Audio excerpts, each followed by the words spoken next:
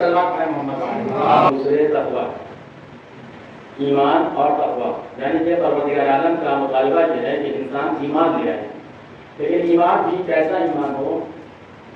کامل ایمان ہو، حقیقی ایمان ہو۔ ناقص ایمان خدا کے نزدیک قابل قبول نہیں ہے۔ اور ایمان کے ساتھ ساتھ عقیدہ بھی اگر انسان کی اس کے پاس ہے تو عقیدہ بھی کامل ہونا چاہیے، ناقص عقیدہ نہیں ہونا چاہیے۔ اب یہ ایمان بھی کامل ہو، عقیدہ بھی کامل ہو، ناقص نہ ایمان چلے گا نہ ناقص عقیدہ چلے گا، دونوں کامل ہونا چاہیے۔ اور ہر ایک چیز جو ہے وہ خالص ہونا چاہیے، یعنی ایمان بھی خالص ہو، عقیدہ بھی خالص ہو۔ اگر ملاوٹ کے ساتھ ہوگا تو نہ وہ ایمان قابل قبول ہے نہ وہ عقیدہ قابل قبول ہے۔ یعنی کہ اللہ یہ کہہ رہا ہے کہ مخلصین لہ الدین، کہ جو کچھ بھی لے کر کے آنا وہ خالص لے کر کے آنا، بغیر ملا ہوا لے کر کے آنا، بغیر بدون آمیزش کا لے کر کے آنا۔ ملاوٹی ایمان نہیں چلے گا، ملاوٹی عقیدہ نہیں کرے گا۔ اب آپ آئیے دنیا میں دیکھیے کہ ہمارے پاس تو 5 اصول ہیں، لیکن دیگر کے پاس اگر آپ دیکھیں تو وہاں پہ 3 اصول ہیں۔ ہمارے پاس توحید ہے، عدل ہے، نبوت ہے، امامت ہے، قیامت ہے۔ مگر آپ اگر اور مذاہب میں جائیں تو وہاں پہ آپ دیکھیے گا کہ وہاں پہ فقط یہ 5 نہیں بلکہ 3 اصول ہیں۔ توحید ہے، نبوت ہے اور قیامت ہے، یعنی کہ عدالت اور امامت کا راستہ دور دور سے نہیں ہے۔ اب خدا یہ کہہ رہا ہے کہ ہمارے پاس جو کچھ لے کر کے آنا، حقیقی لے کر کے آنا، کامل لے کر کے آنا، عاملی پرادی بلکہ خالص لے کر کے آنا۔ ہمارا خدا یہ کہہ رہا ہے کہ قل هو اللہ احد۔ سب سے پہلے توحید کی بات اگر کی جائے تو قل هو اللہ احد، یہ کہہ دو کہ اللہ ایک ہے، اکیلا ہے۔ اللہ جو ہے وہ بے نیاز ہے، اللہ لم یلد ہے ولم یولد ہے، اللہ کا کوئی شریک نہیں ہے، اللہ کا کوئی ساتھی نہیں ہے، سنگاتی نہیں ہے۔ اس کے ساتھ ساتھ اللہ جس کو جسمانیت سے مبرہ ہے، منزہ ہے۔ یہی تو عقیدہ توحید ہے۔ عقیدہ توحید یہ ہے کہ اللہ جو ہے وہ جسم و جسمانیت سے مبرہ ہے، منزہ ہے۔ لیکن اگر ادھر دیکھا جائے تو وہاں پہ عقیدہ توحید کا حال یہ ہے کہ وہاں پہ ہاتھ کو ہاتھ سمجھا جاتا ہے، پیر کو پیر سمجھا جاتا ہے۔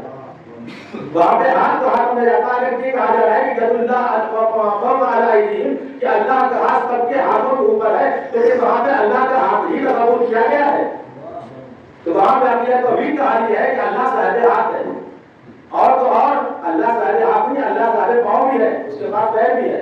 ہم یہ کہتے ہیں کہ اللہ جو ہے جسم و جسمانیت سے مبرہ ہے، لیکن وہاں یہ کہا جا رہا ہے کہ قیامت میں جب جہنم یہ کہے گی کہ مجھے اور بھوک لگی ہے، میرے حوالے کچھ اور بھی کر دو، تو اللہ وہاں پہ اپنا پیر چھوڑ دے گا۔ تو عقیدہ توحید کا حال یہ ہوگا کہ عقیدہ توحید صادم نہیں ہے بلکہ ملاوٹی عقیدہ توحید ہے۔ خدا یہ کہہ رہا ہے کہ خالص عقیدے کے ساتھ آنا، خالص ایمان کے ساتھ آنا، لیکن یہاں ملاوٹ اس قدر آ چکی ہے کہ جس کو جسمانیت بنا دی گئی، اللہ کا ہاتھ بنا دیا گیا، اللہ کا پیر بنا دیا گیا۔ اچھا اور آگے آئیے رسالت میں اگر آپ آگے دیکھیے تو وہاں پہ کیا ہے؟ قرآن یہ کہہ رہا ہے کہ وما محمد الا رسول، کہ محمد کچھ نہیں ہے سوائے رسول کے۔ وہاں قرآن یہ کہہ رہا ہے محمد کچھ نہیں ہے سوائے رسول کے۔ یہاں یہ کہا جا رہا ہے کہ محمد ہمارے بھائی بھی ہے۔ تو معلوم کیا ہوا کہ نہ عقیدہ توحید سالم رہا نہ عقیدہ نبوت سالم رہا۔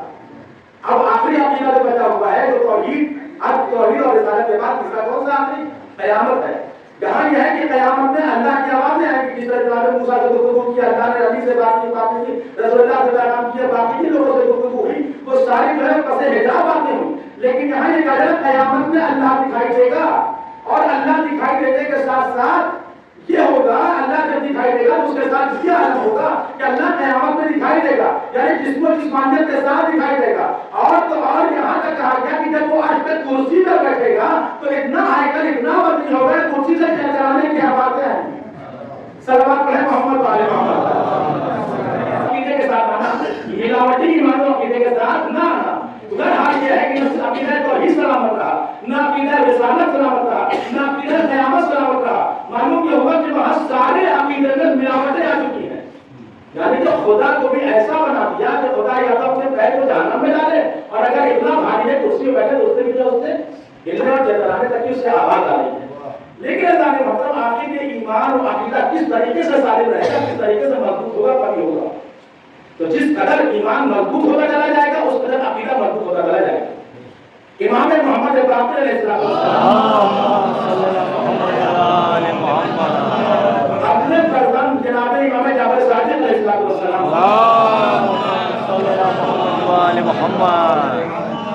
بیان فرمایا، اور ابھی بیٹھا دیکھ رہا ہے کہ میرے مولا جو ہے اپنے فرزند سے بیان کر رہے ہیں، 5 امام سے کہہ رہے ہیں मेहराब देखो कि अगर तुमको अपने शियों को पहचानना है, हमारे शियों को पहचानना है, तो ये देख लेना कि वो आखिर हमारी बातें, हमारे अखबार, हमारी रिवायतों के ऊपर किस कदर अमल करते हैं। हमारे कहने वाले हमारे अखबार के ऊपर, हमारी बातों पे किस तरीके से अमल करते हैं, हमारी अहादीस से किस कदर मानूस है, हमारे रिवायतों को अपनी जिंदगी में किस तरह से उन्होंने लागू किया, अप्लाई किया, यानी जिस कदर हमारी अहादीस से, हमारी रिवायतों से, हमारे अखबार से वो करीब होते जाएंगे, उसको अपनाते चले जाएंगे, उस कदर उनका ईमान और अकीदा पुख्ता होता चला जाएगा। तो मालूम के ऊपर हमको अपने ईमान और अकीदे को अगर कामिल करना है और पुख्ता करना है, तो अहले बैत की अहादीस से हमको करीब होना पड़ेगा। जिस कदर हम अहले बैत से मुहब्बत करते चले जाएंगे, उनकी अहादीस से करीब होते चले जाएंगे, उस कदर हमारा ईमान भी बुलंद होता जाएगा, हमारा अकीदा पुख्ता होता चला जाएगा। एक सलवात पढ़ते हैं मोहम्मद वाले, एक शिया असली और दूसरे शिया नस्ली।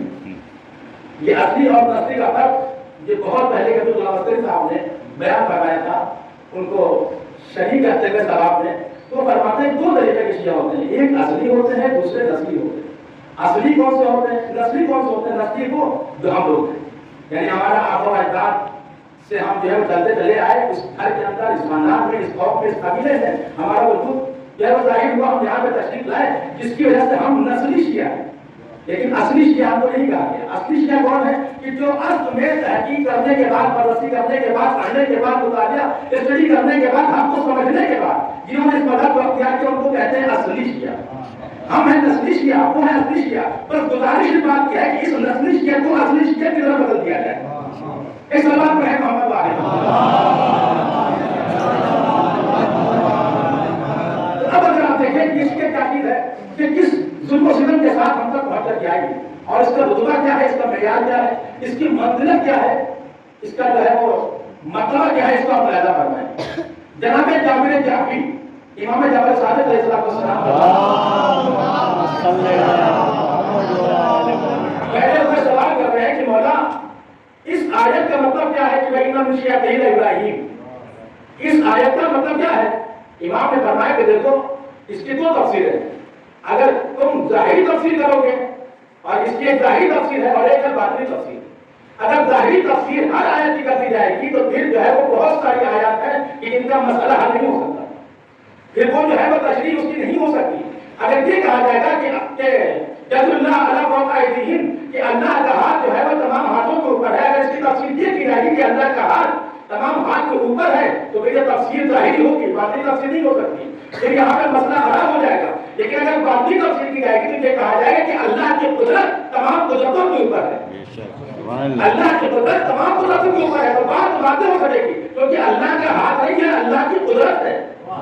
यह सारी तफसीर, बातिनी तफसीर अगर इंसान करेगा तो बहुत सारी जो है वो आयात की तशरीह हो सकती है, वरना जो है फिर जो है वो बहुत सारी आयात तशना रह जाएंगी और उनकी तफसीर नहीं हो सकेगी, बल्कि वो तफसीर जो है वो खराब हो जाएगी, वो हक के तफसीर उसका अदा न हो सकेगा। तुरंत इमाम ने फरमाया कि सुनो कि तुम ये पूछना चाहते हो कि इन्ना मिशियातीन इब्राहिम कि इसकी तफसीर क्या है, तो सुनो कि परवरदिगार आलम ने जनाब इब्राहिम को जब खल्क किया तो फिर आसमान के सारे हिजाब हटा दिए, और जब हिजाब हटाए तो जनाब इब्राहिम है कि खल्क होने के बाद आसमान की तरफ देख रहे हैं, और देखते देखते उन्होंने क्या देखा कि बहुत बड़ा नूर है कि जो मिस्ले महताब आफ्ताब चमक रहा है। जनाब इब्राहिम उसको गौर से देख रहे हैं, मोहब्बत बढ़ती जा रही है। पूछा के बारे में आखिर के नूर किसका नूर है जो इतना ज्यादा चमक रहा है, कितना ज्यादा रोशन है, कितना ज्यादा मुनव्वर है, मिस्ले आफ्ताब महताब ये नूर है। तो अल्लाह की आवाज है कि ये नूर नूर मोहम्मद मुस्तफा है।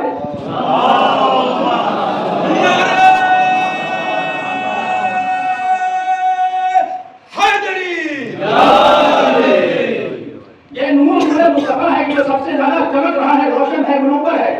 जनाब इब्राहिम गौर से उस नूर को देखते रहे। उसके बाद उसके पहलू में जनाब इब्राहिम को एक नूर और बताया कि वो बिल्कुल वैसे ही चमक रहा था, वैसे ही रोशन।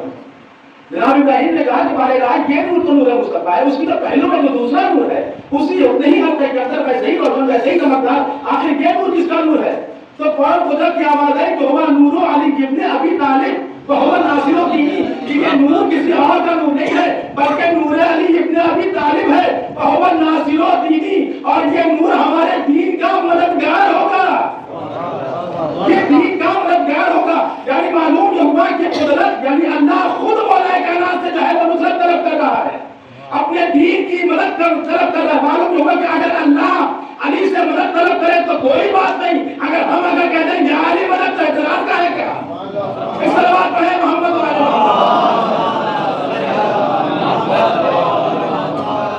تو اللہ نے مشکلات ہے، یہی تو مولا کائنات ہے، یہی تو جو ہے وہ مدد کرنے والے ہیں، نصرت کرنے والے ہیں. میں روایت کے ٹکڑے آپ کے سامنے خرچ کر رہا ہوں.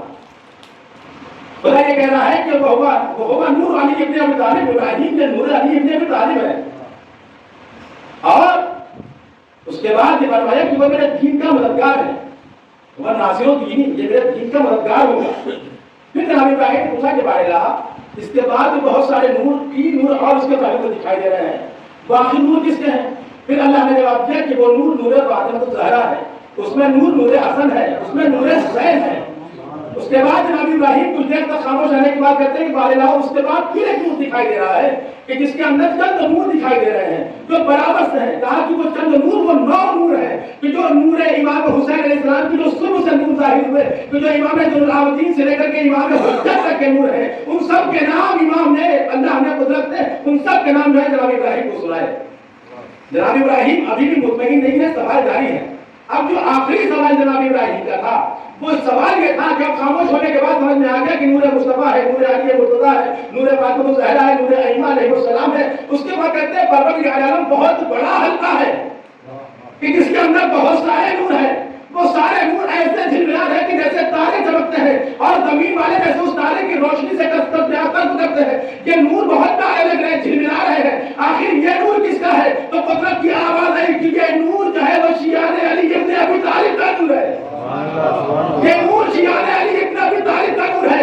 عزیزو جناب ابراہیم سے سچ نہ ہوا بلکہ قرآن کہتے ہیں اللہم اجعلنی من شیعۃ امیر المؤمنین، کہ پروردگار عالم مجھ کو شیعان امیر المؤمنین میں قرار دے دے.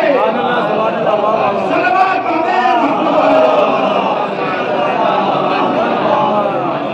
پروردگار مجھ کو شیعان امیر المؤمنین میں قرار دے دے. تو آپ نے دیکھا کہ آخر یہ شیعت کے رتبہ کتنا بلند ہے، اس کی کس طرح منزلت ہے. اور عزیزان محترم جب انسان اپنے ایمان سے قریب ہوتا ہے تو جس قدر قریب ہوتا ہے اس قدر اس کی روشنی بڑھتی چلی جاتی ہے. جہاں لائٹ آپ نے جوڑی بلب جلنا شروع ہو گیا، لیکن کسی میں زیادہ ہے کسی میں کم ہے. روشنی ہر ایک کے اندر آ رہی ہے، مگر روشنی کی جو ہے وہ تمیز ذاتی ہر ایک بلب کے اندر ہے.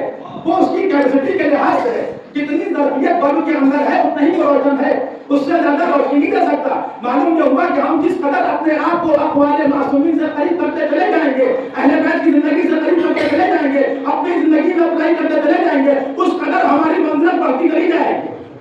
تو اگر اپنی منزلت کو اپنے رتبے کو بلند تر کرنا ہے تو اپنے آپ کو اہل بیت سے منسلک کرنا ہوگا. آپ آئیے دیکھیے جس طریقے سے اہل بیت علیہ السلام معصوم ہے اس طریقے سے ہم بھی معصوم ہے یا نہیں. ان کے پاس ثابت ہونا چاہیے کہ ہم بھی معصوم ہیں. ایک بچہ پیدا ہوتا ہے کہتے نہیں کہتے معصوم، بچہ معصوم ہے. لیکن جیسے جیسے بڑے ہوتے گئے ہماری معصومیت میں کمی آتی چلی گئی، کیونکہ پھر ہمارے گناہ بھی بڑھتے چلے گئے. تو اپنے گناہ ہمارے بڑھتے چلے گئے جس کی وجہ سے ہماری عصمت جو ہے وہ خراب ہو گئی.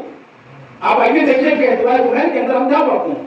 اللہم اغفر لی الذنوب التی تحجب العصم، کہ پروردگار عالم میرے ان گناہوں کو معاف کر دے کہ جس سے ہماری عصمتیں پارا پارا ہو چکی. یہ عصم کیا ہے؟ عصم عصمت کی جمع ہے، یعنی ہماری عصمتیں جو ہے وہ پارا پارا ہو چکی. تو معلوم یہ ہوا کہ معصوم ہم بھی ہیں، معصوم وہ بھی ہے، مگر دونوں میں مرتبے میں بہت فرق ہے. بالکل زمین و آسمان کا فاصلہ ہے اور مرتبے میں فرق ہے. لیکن عزیزان محترم اس بات کو سمجھنا ہوگا کہ جو عصمت ہے اس کے بھی بہت سارے درجے ہیں. عصمت جو اس کے بہت سے درجے ہیں. جب یہ عصمت اپنے بلند درجے میں ہوتی ہے تو معصومین نہ کی عصمت کہلاتی ہے، لیکن جب اپنے پست درجے میں ہوتی ہے تو شیعت نہ کی شرافت کہلاتی ہے. ایک صلوات پڑھتے ہیں محمد آپ نے دیکھا کہ آخر کیسا رتبہ ہے. انسان کو چاہیے کہ انسان جس قدر اہل بیت سے قریب ہوگا اس کے رتبے میں اضافہ ہوتا چلا جائے گا. عزیزوں تو کیا کہا کہ ولو ان اہل القری آمنوا واتقوا لفتحنا علیہم برکات من السماء والارض. ایمان کا تذکرہ ہو رہا ہے کہ ایمان کے ساتھ آتے اور تقوی اختیار کر لیتے تو زمین و آسمان کی ساری برکتوں کو ان کے اوپر کھول دیا جاتا. خدا کا اعلان یعنی کہ ہمارا ایمان اب اتنا پختہ نہیں ہو سکا کہ جو جتنی بھی برکتیں خدا نے اپنے پاس سمیٹ کر رکھی ہیں وہ ہم تک بھیج دیتا. معلوم یہ ہوگا کہ ایمان میں کمی تھی کہ جس کی وجہ سے ہماری برکتیں رکی ہوئی ہیں. تقوی میں کمی تھی کہ جس کی وجہ سے برکتیں رکی ہوئی ہیں. اب اللہ نے بات نمائی کے دیکھیں کہ ایمان کی باتیں ہوتی چلی جا رہی ہیں. ایمان کا خدا مطالبہ کر رہا ہے. کس ایمان کا مطالبہ ہو رہا ہے؟ ہر ایک وجود جو ہے وہ 3 وجود رکھتے ہیں. ہر ایک شے کا 3 وجود ہے. ایک وجود لفظی ہے، دوسرا وجود مطلوبی ہے، تیسرا وجود حقیقی ہے. ہم نے کہا رومال میرے منہ سے نکلا زبان سے نکلا، اس کو کہتے ہیں لفظی ملفوظی. ہم نے لکھا رومال، یہ رومال جو ہم نے لکھا اس کو کہتے ہیں کتبی، اس کو کہتے ہیں مکتوبی. لیکن ہم نے اٹھا کر کیا آپ کو دکھلایا رومال. اب یہ ہے حقیقی رومال، یعنی کہ جو ہم نے کہا تھا رومال اس کو کہتے ہیں لفظی و ملفوظی رومال. تو ہم نے لکھا تھا اس کو کہتے ہیں کتبی، اس کو کہتے ہیں مکتوبی رومال. لیکن ہم نے جب حقیقت سے رومال دکھلایا اس کو کہتے ہیں حقیقی رومال. یعنی کہ ہر وجود کی جو ہے وہ تین قسمیں ہیں. ایک لفظی ہے، دوسرے تحریری ہے، کتبی ہے، مکتوبی ہے، تیسری جو ہے حقیقی ہے. اللہ یہ کہہ رہا ہے کہ حقیقی ایمان کے ساتھ آنا. اللہ یہ کہہ رہا حقیقی ایمان کے ساتھ آنا، یعنی کہ لفظی ایمان نہیں چلے گا. اس قالت الاعراب آمنا، اگر اعراب آنے کے بعد یہ کہتے ہم ایمان لے آئے تو کہتے تم ایمان نہیں لے کر کیا ہے، تمہارا زبانی ایمان ہے، یہ ایمان قابل قبول نہیں ہے. اگر آنے کے بعد منافقین کہتے کہ آپ ہی رسول خدا ہے، اللہ کے رسول ہیں، ہم یہ گواہی دیتے ہیں، تو یہ کہہ دینا کہ یہ لفظی ایمان ہے، تمہارے دل میں ایمان نہیں اترا، تمہارے دل میں ایمان نہیں اترا. تو معلوم یہ ہوا کہ لفظی ایمان اللہ کے نزدیک قابل قبول نہیں ہے، مکتوبی ایمان اللہ کے نزدیک قابل قبول نہیں ہے. اگر قابل قبول ہے تو حقیقی ایمان قابل قبول ہے. حقیقی ایمان کہاں ملے گا؟ اب آئیے دیکھیے کہ جنگ خندق کے اندر جب عمرو بن عبد العزیز آتا ہے اور آنے کے بعد کہتا ہے کہ میرے سامنے بھیجو جو میرا تلوار سے قتل ہو جائے، تو جنت کے اندر اگر اس نے مجھ کو قتل کر دیا تمہارے عقیدے کے مطابق وہ پھر جنت کے اندر، لہذا بھیجو جس کو بھیجنا ہے. رسول اسلام نے مولا کائنات کو بھیجا اور یہ کہہ کے بھیجا کہ برد الایمان کلہ، برد الایمان یہاں کیا ہے کہ حقیقی ایمان کے ساتھ آنا. جہاں رسول خدا کیا کہہ رہا ہے برد الایمان کلہ الی الکفر کلہ، کہ آج کل کا کل جو ہے وہ کل کا کل ایمان کل کے کل کفر کے مقابلے میں جا رہا ہے. معلوم یہ ہوا کہ اگر کل ایمان کے سامنے کوئی آتا ہے تو یا تو کل کفر ہوتا ہے یا کل شرک ہوتا ہے. صلوات پڑھیں کے ساتھ آنا، حقیقی ایمان کے ساتھ آنا. معلوم یہ ہوا کہ جنگ خندق میں کل کا کل ایمان جا رہا تھا، کل کفر کے ہی مقابلے میں جا رہا تھا. اگر مجسم ایمان دیکھنا ہے تو جنگ خندق میں دیکھ لیجیے، اگر مجسم کفر دیکھنا ہے تو جنگ خندق میں دیکھ لیجیے. معلوم یہ ہوا کہ مجسم ایمان بھی یہاں موجود ہے، مجسم کفر بھی یہاں موجود ہے. اور اس کل ایمان کے مقابلے میں جو کوئی بھی آئے گا یا تو کل کفر ہوگا یا تو کل شرک ہوگا، وہ چاہے یہاں پہ ہو چاہے جنگ سے نہیں ہو. ایک صلوات پڑھ لیں محمد. کل ایمان کس کو کہتے ہیں؟ حقیقی ایمان جو ہے وہ قابل قبول ہوگا. نام کا ایمان اگر زبان میں لے کر کے اللہ کے سامنے گئے تو اللہ اس ایمان کو رد کر دے گا، قبول نہیں کرے گا. کیونکہ ارشاد ہو رہا ہے کہ اگر آنا تو کامل ایمان کے ساتھ آنا، ناقص ایمان کے ساتھ نہیں، ملاوٹی ایمان کے ساتھ نہیں، بلکہ وہ ایمان کی جو اللہ نے جس کا راستہ دکھلا دیا ہے، جس کو معین کر دیا ہے، جس کو منسوخ کر دیا ہے، جس کو منسوخ کر دیا ہے، اس ایمان کے ساتھ اگر آئیں گے تو اس ایمان کو قبول کیا جائے گا، ورنہ ایمان کو قبول نہیں کیا جائے گا. اس صلوات پڑھتے ہیں محمد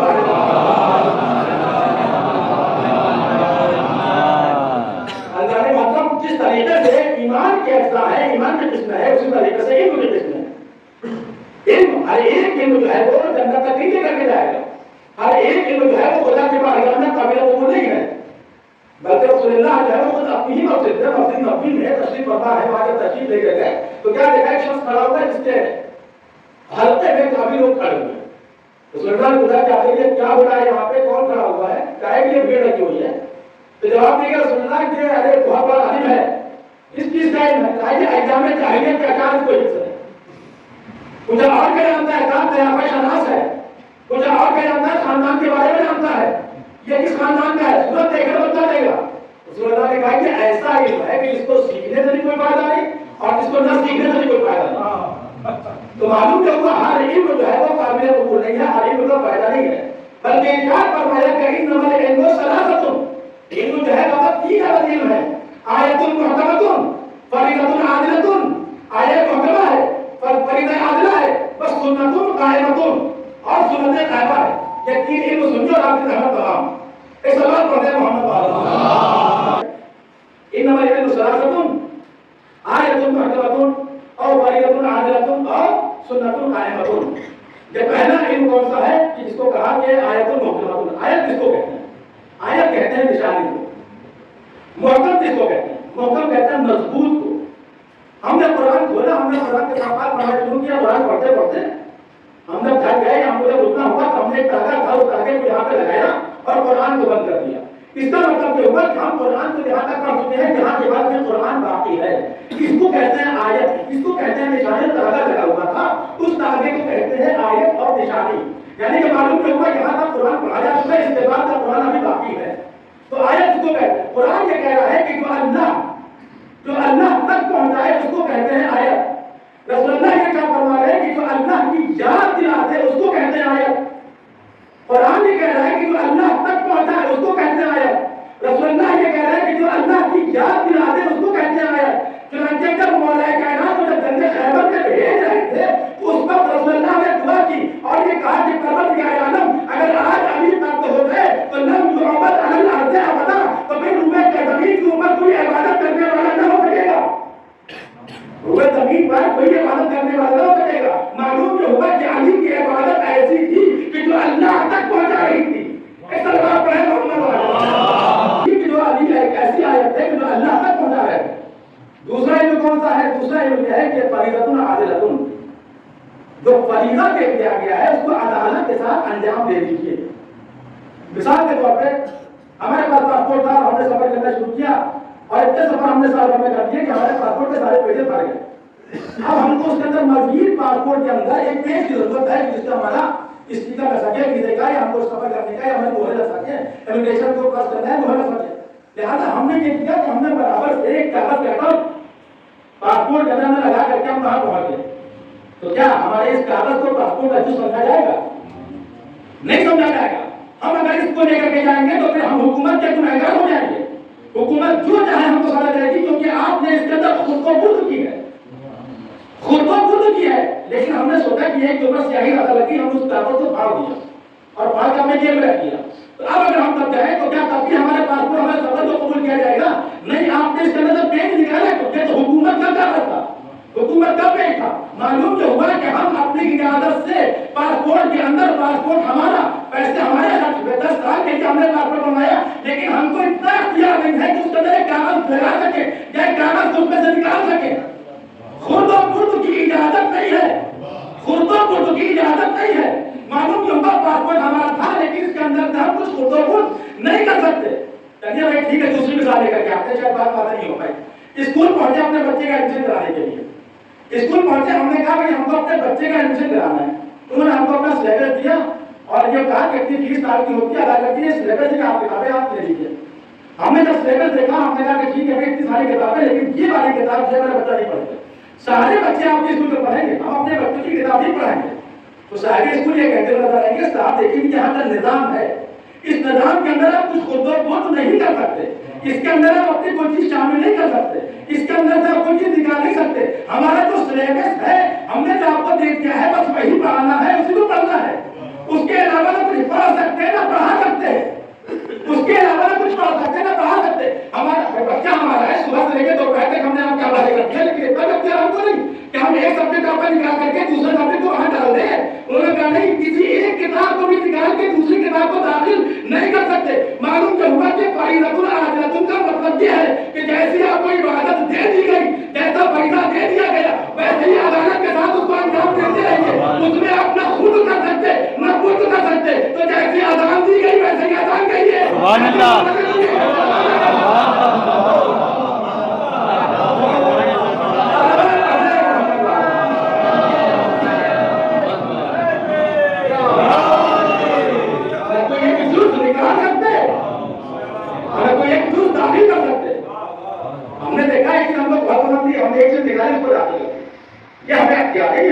جیسی اذان اور نماز دے دی گئی ہے ویسے ہی پڑھنا ہے.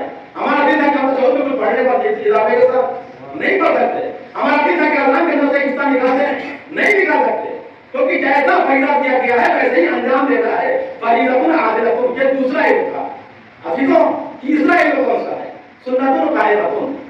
سنت قائمۃ کی بہت ساری مثالیں ہیں. اس کی ایک مثال پر چڑھا کے اوپر کہ اس کو اللہ کی مثال پڑھ لیجیے کہ جیسے سنت چلی آ رہی تھی اس کے اوپر قائم رہیے، دائم رہیے، اس کے اندر نئی نئی چیزیں داخل نہ کریے. معلوم کہ ہوا ہم عراق سے، ہم نے عراق میں جو چیز دیکھی ہم نے باہر ڈال دی. آپ ایران سے آپ نے جو چیز دیکھی اس کو آپ اس میں شامل کر دیا.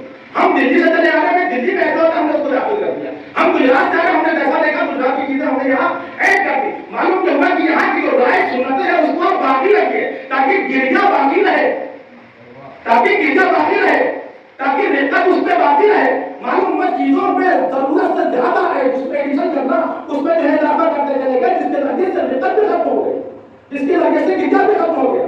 اگر آپ دیکھیں آج کے زمانے میں جو نوحے اور سلام چل رہے ہیں جدید مرد آباد کہا جا رہا ہے اس کے اوپر ماتم کیا جا رہا ہے. جدید مرد آباد کے اوپر ماتم نہیں ہوتا جدید مرد آباد کے اوپر ماتم نہیں ہوتا بلکہ آپ دیکھیں کہ جو پہلے کے سلام و عرض کیے تھے جو نوحے تھے نوحہ کس کو کہتے ہیں نوحہ کہتے ہیں رونے کو. جناب نور کا نور نام کیوں پڑا ان کا نام نور اس لیے پڑا کہ انہوں نے بہت زیادہ گرجا کیا جس کی وجہ سے ان کو نور کہا گیا. تو گرجا ہے نوحہ کہتے ہیں گرجا کرنے والے اشعار کو وہ اشعار پڑھا جائے کہ جس پہ انسان کی عجز روا ہو جائے جس پہ گرجا ہو جائے. جو پہلے کے مسجد تھے جو پہلے کے نوحے تھے سلام تھے آپ دیکھیں کہ اس کے اندر آنکھیں روتی بھی تھی دل محزون ہوتا تھا رقت بھی تھی گرجا بھی تھا. لیکن آج کے سلام و عرض کے ہو چکے کہ جس کے اندر رقت رہ گئی نہ اس کے اندر گرجا رہ گیا. تو جو سنت قائمہ کہی گئی ہے اس سنت کے اوپر باقی رہیے اس پر قائم رہیے اور اس کے اوپر قائم رہیے. سلام علیہ محمد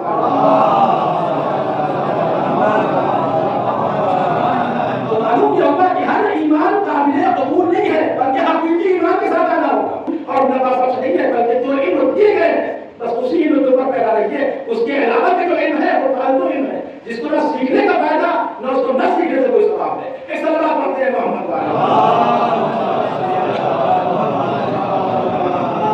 معلوم یہ ہوا کہ ہمیں ایمان کے ساتھ اگر رہو گے تو تمہاری ایمان کو قبول کر لیا جائے گا.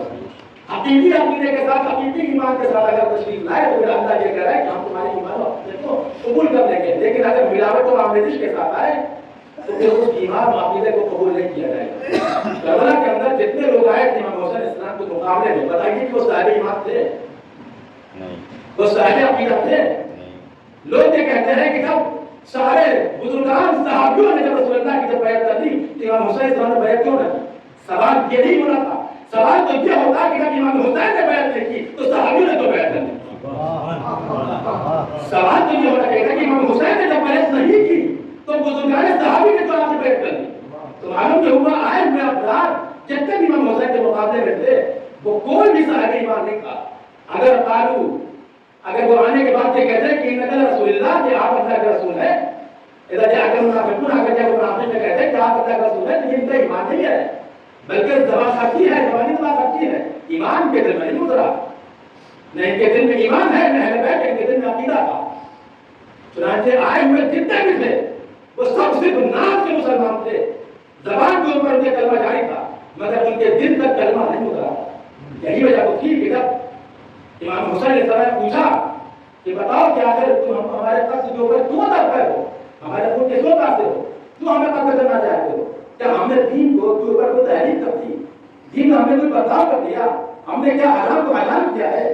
حرام محمدی کو حلال کر دیا یا حلال محمدی کو حرام کر دیا؟ سب خاموش تھے. پھر آخر ہم کو قتل کیوں کرنا چاہتے ہو؟ اس میں سے لوگوں نے کہا کہ ہمیں آپ سے کوئی سروکار نہیں ہے ہم تو آپ سے بدلہ لے رہے ہیں. کس چیز کا بدلہ؟ اس ایمان کا کہ جس ایمان کو قبول نہیں کیا. ہمیں تو آپ کے آبا و اجداد سے لطف ہے حضرت علی سے لطف ہے جس کی وجہ سے ہم اس کا بدلہ آپ سے لے رہے ہیں.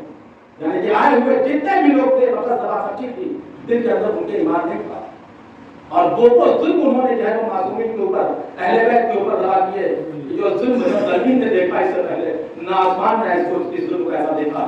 عزیزان محترم عصر عاشور جب قیام جلا دیے گئے ایمان کو شہید کر دیا گیا قیام جلائے گئے اصحاب لوٹے گئے شام غریبہ کبر گزرا شام غریبہ گزری رات گزری. کس طریقے سے یہ رات گزری ہوگی ذرا سوچئے کہ کس طریقے سے ہم دن بھر کے تھکے ہوئے ہوتے ہیں اس کے بعد شام کو اپنے گھر جا کے آرام کرتے ہیں.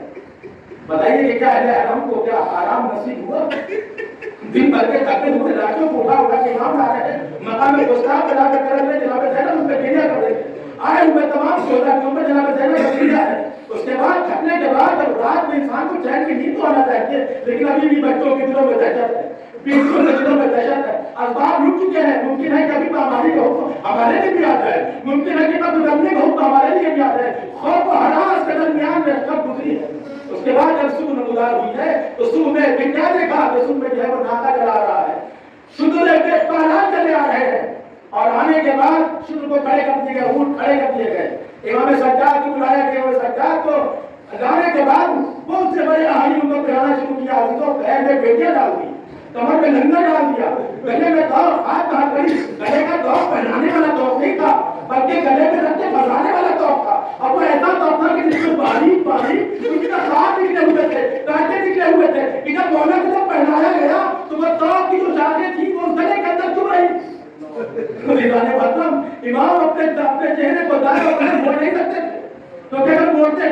میں اضافہ ہوتا تھا. اس طریقے سے امام کو آہن پہنائے گئے. اس کے بعد بیویوں کو اشد کے اوپر سوار کیا گیا. تاریخ اور مطلب یہ کہتا ہے کہ کسی اونٹ کے اوپر ایک بیوی, کسی کے اوپر 2 بیوی, کسی پہ 3 بیوی, بچوں اور بیویوں کے ساتھ ساتھ. لیکن ظلم والا ستم یہ تھا کہ امام حسین جس سے جتنی محبت کرتے تھے اس کو اتنی زیادہ اذیت دی گئی. عزیزوں جناب سکینہ کو تنہا ان کے اوپر سوار کیا گیا, تنہا ان کے اوپر سوار کیا گیا تھا. جناب زینب کو تنہا ان کے اوپر سوار کیا تھا تاکہ ان کو تکلیف ہو یا اپنے درد کو کسی سے بیان نہ کر سکے. باقی ان کے اوپر 2 بیویاں تھی, کسی میں 3 بیویاں تھی. عزیزان محترم یہ سید مقتل سے یہ قافلہ روا دوا ہے, کوفے کی طرف یہ قافلہ بڑھ رہا ہے. ابھی تو صرف 2 باتیں آپ کے سامنے اور آپ کی زحمت تمام. جب یہ کوفے قافلہ پہنچا ہے تو رات میں پہنچا, اور جب شمر نے دیکھا کہ دارالامانہ بند ہو چکا ہے تو سر امام حسین کو اس نے اپنے پاس رکھا تھا. سر کی تقسیم کر دی گئی تھی, کسی کو 10 سر دیے گئے, کسی کو 5, کسی کو 7. اس طریقے سے قبیلے کے ساتھ ساتھ سروں کو تقسیم کر دیا گیا تھا. لیکن شمر نے امام حسین کے سر کا انتخاب کیا تھا کہ میں نے قبول کیا ہے کہ ان کو لے کر کے میں ہی جاؤں گا. ایک جھولے کو اپنے سر پر رکھا تھا, اور جب دیکھا کہ شہر کا دارالامانہ بند ہو چکا ہے تو وہ اپنے گھر سے آ گیا یہ سوچ کر کے کہ جب صبح کو کھلے گا تو صبح کو جاؤں گا. اس نے لا کر کے اس تھیلے کو, جھولے کو اس نے صحن خانہ میں رکھا, اس کے اوپر ایک طبق کو ڈال دیا اور اپنی زوجہ سے کہتا مجھے بھوک لگی ہے, مجھے سونے کا کھانا دے دو. کھانا دیا اس کو سونے کے لیے. جب رات ہوئی اس کی زوجہ نے دیکھا کہ صحن سے کچھ نور نمودار ہو رہا ہے, نور آ رہا ہے. اس نے صحن میں دیکھا تو طبق کے نیچے سے جو جھولا رکھا ہوا تھا اس کے اندر سے نور نکل رہا ہے. جب اس کے قریب پہنچی ہے, اپنے کان کو لگایا تو اس میں سے رونے کی آواز آ رہی تھی. اس نے طلب کر کے وہاں پہ تھوڑی دیر ٹھہر کے اس نے سنا. اس کے بعد اس نے شروع سے آ کے کہا کہ جس سر کو تم لے کر گئے سر کیسا ہے؟ اس سر سے رونے کی آوازیں آ رہی ہے, اس کا نور آسمان تک جا رہا ہے. اس نے کہا ایک باغی کا سر. پوچھا کون باغی ہے؟ کہا یہ حسین کا سر ہے. پوچھا کون حسین؟ کہا حسین ابن علی. اس نے جیسے ہی سنا اس نے کہا کہ ایسا اگر ہے کہ حسین ابن علی کا سر ہے تو ایک چھت کے نیچے نہ تم ہم ایک ساتھ نہیں رہ سکتے. اس کے بعد یہ کہہ کے ذہن میں آئی, اس نے طبق کو ہٹایا, اس نے چہرے سے اس نے سب کو نکالا اور اپنی آواز میں لے لیا. مولا کے اوپر گریہ کر رہی ہے, مولا کے چہرے کے خون کو صاف کر رہی ہے. عزیزان محترم اس نے کوفے کی عورتوں کو بلایا, دیر رات ہو چکی ہے. بلایا, بلانے کے بعد کہا کہ یہ سر حسین ہے, یہ فاطمہ زہرا کا سر ہے. اور بیٹھ کے گریہ کرتے ہیں, اور بیٹھ کے ماتم کرتے ہیں. عزیزوں گریہ ماتم کرنا شروع کر دیا. اس کے بعد جب بیویاں تھک گئی, وہ جب عورتیں چلی گئی تو یہ شمر کی زوجہ اس کو بھی جو نیند آنے لگی. اس نے سر کو رکھا, اس کے بعد وہ سو گئی. اس نے خواب میں دیکھا کہ خواب میں رسول اللہ آئے ہوئے ہیں, بی بی فاطمہ زہرا آئی ہوئی ہے, جناب خدیجہ آئی ہوئی ہے, اور کچھ انبیاء آئے ہوئے ہیں. اس نے جب دیکھا تو کیا دیکھا کہ شہزادی فاطمہ زہرا ہے. اس نے کہتی ہے کہ اے زوجہ شمر تیرا بہت بہت شکریہ, میں فاطمہ زہرا ادا کرتی ہوں کیونکہ تو نے میرے بیٹے پہ گریہ کیا, تو نے میرے بیٹے پہ ماتم کیا. اب تجھ سے گزارش یہ ہے کہ تو مجھ کر لے اور تو مجھ سے ملنے کے لیے آ جا.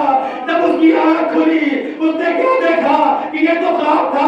اس نے جب دیکھا صبح ہو چکی تھی, شمر جب سامنے لے کے لیے آیا اس نے کہا سب تیرے حوالے نہ کروں گی. میں نے رات میں رسول اللہ کو دیکھا, خدیجہ کبریٰ کو دیکھا, فاطمہ زہرا کو دیکھا کہ وہ مجھ سے ملاقات کا اشتیاق رکھتے ہیں. ایک جنت تک تجھے نہ دوں گی. اس نے کہا در نہ دو گی تو تمہیں تک در دوں گا, تلوار چل جائے یہ قبول ہے, لیکن سر امام حسین اپنی آواز سے تیرے نجسات میں نہ دوں گی.